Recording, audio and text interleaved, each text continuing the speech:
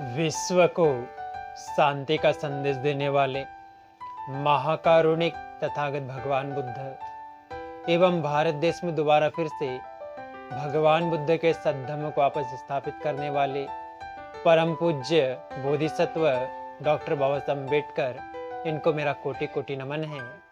आप सभी श्रद्धावंत उपासक उपासिकाओं को मेरा मैत्रीपूर्ण जय भैया। एक बार एक राजा जो है अपने सैनिकों के साथ में जंगल में घूम रहा होता है, तो एक ऐसी जगह में पहुंचता है जहां सबसे स्वादिष्ट आम का फल लगा होता है। उस आम के फल को खाते ही वो राजा बड़ा ही प्रसन्न होता है। उसके बीज को ला करके अपने राज उद्यान में लगाता है और काफी मीठे मीठे आम के फल वहां उगने लगते हैं, जिसको जब कभी उसे किसी को उपहार देना होता है तो दूसरे राज्य के राजाओं को उस आम के वृक्ष की गुठली को, जो बीज होता है, उसको इस प्रकार से देता है ताकि कोई उसे उगा ना सके, और सबको गिफ्ट देता खा करके।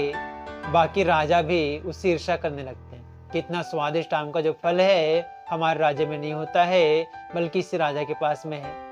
तुम लोग एक माली को तैयार करते हैं कि हमको आम का फल भी ऐसा देता था कि हम उसको उगा ना सके। तो माली को तैयार करते हैं कि क्या तुम उसके आम के फल को कड़वा कर सकते हो। तो माली बड़ा ही कुशल होता है, वो उस राजा के पास में जाता है, कहता है कि राजा, मेरे पास में नौकरी नहीं है, मुझे नौकरी दे दीजिए। तो राजा उसको माली, अपना जो पुरानी माली था उसके साथ में रखता है। कुछ दिनों में ही जो नया माली था, जो जिसको भेजा गया था, वो अच्छे अच्छे फूल, अच्छे अच्छे फल उगा करके दिखाता है। तो उसकी किसानी को देख करके, उसकी देखभाल को देख करके, उसकी सेवा को देख करके राजा जो है अपने पुराने सेवक को निकाल देता है, माली को निकाल देता है, उस नए माली को रख लेता है। अब ये क्या करता है, धीरे धीरे राजा का विश्वास पात्र बन जाता है। और अब जो आम का जो फल था, पेड़ था, उसके आसपास में नीम के पेड़ उगा देता है और नीम की शाखाओं को आम की शाखाओं से लपेट देता है।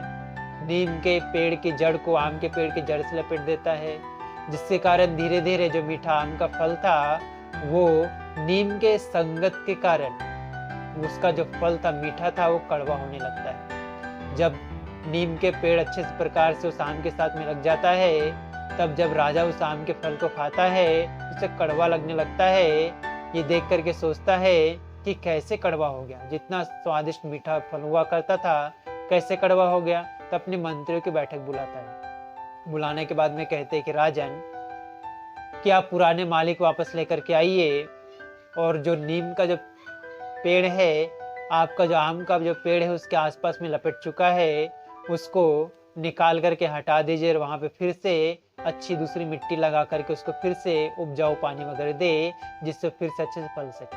तो राजा वैसे ही करता है और नीम के जो पेड़, जो जड़ी लगी हुई थी आम के पेड़ के साथ में, वो सारे नीम के पेड़ को उखाड़ देता है और नई मिट्टी लगा करके उस आम के पेड़ को अच्छे से सींचता है, पानी दिलवाता है पुरानी माली से, जिसके कारण अब जो फल उसमें लगने लगते हैं वो दोबारा फिर से मीठे हो जाते हैं। इसलिए कहा गया है कि उस आम कड़वे नीम के बेल के कारण, उसकी संगत के कारण आम का जो फल था वो भी मीठा फल भी कड़वा हो गया है। इसलिए मनुष्य को हमेशा अच्छे लोगों की संगति ही करनी चाहिए, बुरे लोगों की संगति नहीं करनी चाहिए, क्योंकि बुरे लोगों की संगति से मनुष्य का जीवन गलत दिशा में जाने लगता है और अच्छे लोगों की संगति से मनुष्य की जो जीवन है अच्छी दिशा में जाने लगता है। इसलिए अच्छे लोगों की, श्रद्धावान लोगों की, विनम्र लोगों की, सीलवान लोगों की संगति करे तो अपना मंगल का, अपना कल्याण करे। आप सभी लोगों ने बड़ी श्रद्धा पूर्वक, बड़ी ध्यान से इस कथा को, जातक कथा को सुना। इससे आपका, आपके परिवार के प्रत्येक सदस्य के जीवन का हर एक पल सुखपूर्वक बीते, प्रसन्नता पूर्वक बीते, मंगलमय हो, कल्याणमय हो। आप सभी स्वस्थ रहे, सुखी रहे, आप सबका मंगल हो, आप सबका कल्याण हो। भवतु सब मंगलं रक्षन्तु सब देवता, सब बुद्धानुभावेन सदा शुद्धि भवन्तु ते। भवतु सब मंगलं रक्षन्तु सब देवता, सब धम्मानुभावेन सदा शुद्धि भवन्तु ते। भवतु सब मंगलं रक्षन्तु सब देवता, सब संघानुभावेन सदा शुद्धि भवन्तु ते।